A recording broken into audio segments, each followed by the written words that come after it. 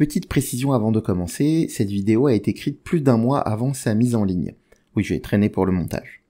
Depuis, j'ai eu un petit échange sur Twitter avec Étienne Klein, donc je préfère préciser ceci d'entrée de jeu, cette vidéo n'est pas sur Étienne Klein. J'utilise une de ses phrases, mais c'est pour illustrer mon propos, c'est un exemple. La pensée d'Étienne Klein ne peut certainement pas être résumée en une phrase. Donc, encore une fois, ne voyez rien d'autre dans l'utilisation de cette phrase qu'un exemple facile. Ceci étant dit, bon visionnement. Je ne sais pas si vous avez remarqué, mais les gens ont souvent du mal à comprendre ce qu'on leur explique. En tout cas, c'est le genre d'idée qu'on retrouve très souvent dans le débat politique. Mon message était clair, c'est vous qui n'avez pas compris. Et pas qu'en politique d'ailleurs. Vous avez déjà sûrement entendu cette phrase pendant une soirée avec des amis, dans le tweet d'un influenceur. C'est peut-être même vous qui l'avez prononcé. Personne n'y échappe vraiment. Regardez, même des ténors de la vulgarisation scientifique, comme Étienne Klein, peuvent sortir des phrases de ce genre. Il déclarait encore récemment dans le magazine Marianne « Mais je me suis peu à peu rendu compte qu'il y a toutes sortes de biais cognitifs qui font que même ce qui est énoncé clairement peut être mal compris. » Sauf que la communication, ce n'est pas aussi simple que ça. Ce n'est pas « je parle et tu comprends » ou « je parle et tu ne comprends pas ». Et pour ce premier épisode de ce qui, je l'espère, sera une longue série, je vais utiliser ce cas de figure pour vous parler d'un modèle célèbre en communication, celui dit de Shannon et Weaver.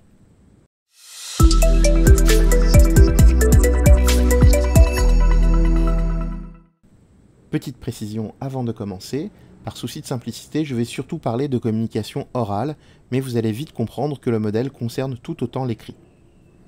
Claude Shannon est un ingénieur et mathématicien américain. Il s'intéresse beaucoup à la transmission d'informations dans son travail.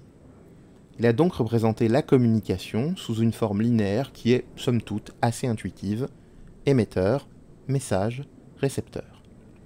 Évidemment, son modèle ne se limite pas à cela, et il introduit 3 éléments très importants dans cette chaîne: l'encodage, le bruit et le décodage. L'encodage, c'est le moment où l'émetteur produit son message, ou plutôt transforme son message en signal. Le bruit, c'est ce qui peut altérer le signal pendant son transport. Enfin, le décodage intervient entre le signal et le récepteur. Pour vous donner une illustration, imaginez que vous êtes au téléphone avec un ami et que vous lui dites une phrase simple comme « bonjour » ou « j'aime les groseilles ». Vous êtes l'émetteur. Lorsque vous parlez, votre téléphone va convertir votre voix, les sons, en signal électrique ou électromagnétique.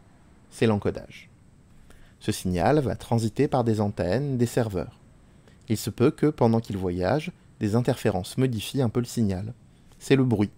Cela peut faire que votre interlocuteur entendra plus ou moins bien votre voix, qu'il y aura des coupures, des grésillements.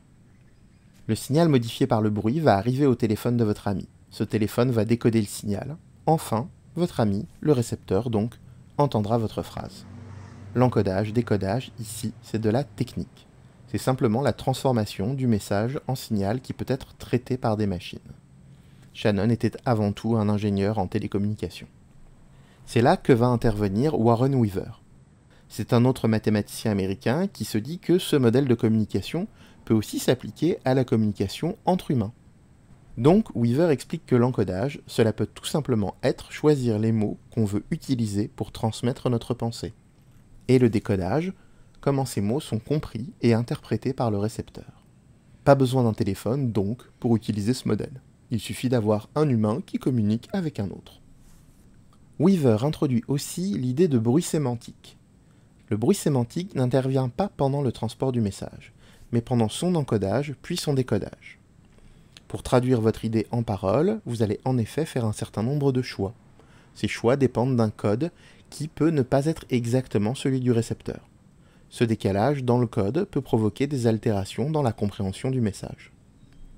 Si je m'éloigne un tout petit peu de cette perspective assez technique, je pourrais dire que votre choix de mots va dépendre de votre langue, bien sûr, mais aussi de votre culture, de votre environnement, qui ne sont pas nécessairement les mêmes chez la personne qui reçoit votre message. Appliqué à une discussion entre individus, on peut résumer grossièrement le modèle de Shannon et Weaver comme ceci. Il y a ce que vous voulez dire, il y a ce que vous dites, il y a ce que l'autre entend, il y a ce que l'autre comprend. Vous voyez, ça marche aussi très bien évidemment avec l'écrit. Et c'est déjà un petit peu plus subtil que Mon message représente exactement ma pensée, c'est toi qui ne comprends rien. Votre explication ne me suffit pas. C'est pourtant clair. Pour parler des problèmes de communication, Warren Weaver a défini 3 niveaux. Le premier niveau, c'est le niveau technique. Est-ce que la transmission s'est bien passée? Lorsque je vous ai demandé l'heure, est-ce qu'une voiture est passée, musique à fond, en couvrant ce que je disais? Le deuxième niveau, c'est celui du sens. À quel point les mots choisis véhiculent le sens voulu. Tant au niveau du récepteur qu'au niveau de l'émetteur, bien entendu. Le troisième niveau, c'est celui des effets.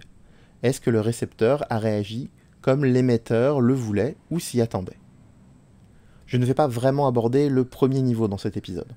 Si la question vous intéresse, je vous renvoie à une très bonne vidéo YouTube de Linguisticae sur la question. Elle s'intitule « Comment suivre 4 conversions en même temps ». Vous trouverez le lien sur mon blog ou en description de cette vidéo. Revenons à la phrase d'Étienne Klein. Même ce qui est énoncé clairement peut être mal compris. Il s'agirait donc, selon Étienne Klein, d'un problème de 3e niveau, puisqu'il affirme que son message était clair. Mais est-ce qu'on peut écarter avec certitude le 2e niveau? Est-ce que les outils qu'il utilise pour déterminer que son message est clair sont les bons par rapport à son auditoire? Difficile à dire a posteriori. Mais il faut reconnaître que dans la grande majorité des cas, quand c'est le bordel entre êtres humains, ce sont des problèmes de 2e ou de 3e niveau. Prenons un nouvel exemple. Si je vous dis « je préfère le rouge », hors contexte, l'interprétation la plus probable, c'est que j'aime cette couleur. Mais selon les contextes, je pourrais parler de vin, de la couleur d'une voiture, de ma préférence pour une équipe de football. Et même là, si je parle football, je parle de l'Espagne, de Monaco, du Danemark. Le rouge, ça peut aussi être le signe de mon orientation politique. Mais si en France, le rouge va être associé au parti communiste, donc à l'extrême gauche, au Québec, par contre, il va être associé au parti libéral, donc plutôt un parti de centre-droit. La communication, ça ne peut pas se limiter à considérer un message autonome, indépendant de son contexte de production et de réception. Là, vous allez me dire, oui, mais dans ton exemple, tu sais de quoi tu parles. Il y a un sens initial qui est le bon. Certes. Alors, je vais vous donner un autre exemple. Un Québécois mange chez un ami français. Ce dernier lui a préparé un chevreuil sauce grand veneur, selon la recette de sa grand-mère. Le Québécois a très bien mangé et à la fin du repas, il dit « Ta bouffe est vraiment bonne ». Le Français est blessé par ce qui vient d'être dit. Pourtant, le Québécois pense que le repas est bon. Mais pour le dire, il utilise le mot « bouffe ». Au Québec, ce mot n'a pas de connotation populaire ou familière. Tout le monde l'utilise pour parler de nourriture, même les grands chefs. Le Français, lui, reçoit ce même mot « bouffe » avec son propre bagage culturel. Et pour lui, on ne peut pas parler de bouffe pour un repas raffiné. Une pizza à la rigueur, mais pas un chevreuil sauce grand veneur. Maintenant, je vous laisse 5 secondes pour savoir qui a tort et qui a raison dans cette histoire. Est-ce que le Québécois aurait dû mieux connaître les codes linguistiques français, ou est-ce que le Français aurait dû mieux connaître les expressions québécoises? Bon, c'est vrai, l'interculturalité, c'est toujours un cas très complexe. J'ai choisi volontairement cet exemple pour cela. Mais même dans des situations plus simples, vous ne pouvez pas présupposer que votre message sera compris exactement comme vous l'avez pensé. Si le modèle de Shannon et Weaver est pratique pour expliquer tout ça, il reste assez limité à mon avis pour décrire toute la complexité de la communication humaine. Quand nous parlons, nous n'utilisons pas que des mots, mais aussi des intonations, des pauses, il y a le regard, le toucher, donc nous ne recevons pas un seul signal, mais une multitude de signaux simultanés que nous traitons, synthétisons pour essayer de comprendre le sens de ce qui nous est dit.